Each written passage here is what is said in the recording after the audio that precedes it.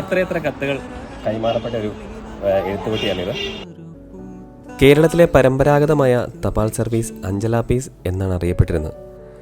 കത്തിടപാടുകൾക്കായി ഇന്നത്തെ തപാൽ പെട്ടികളുടെ സ്ഥാനത്ത് തിരുവിതാംകൂറിൽ രാജഭരണകാലത്ത് ഉപയോഗിച്ചിരുന്ന പെട്ടിയാണ് അഞ്ചൽപ്പെട്ടി.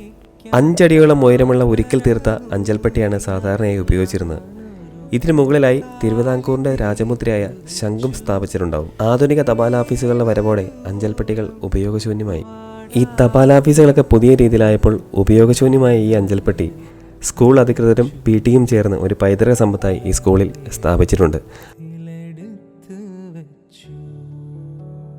ഇപ്പോൾ എഴുത്തുപെട്ടി നിങ്ങൾക്ക് എവിടെയും കാണാൻ പറ്റും കേരളത്തിൽ. ഇത് കാണണമെങ്കിൽ നിങ്ങൾ നേരെ കോളപ്പുറയ്ക്ക് വന്നാൽ കേട്ടോ.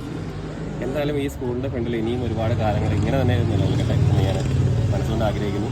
അപ്പം ഈ എഴുത്തുപെട്ടിയിൽ എഴുത്ത് ആരെങ്കിലും പോസ്റ്റ് ചെയ്തിട്ടുണ്ടോ ഒന്ന് കമൻറ്റ് ചെയ്യണം കേട്ടോ. ഇതിനുള്ളത്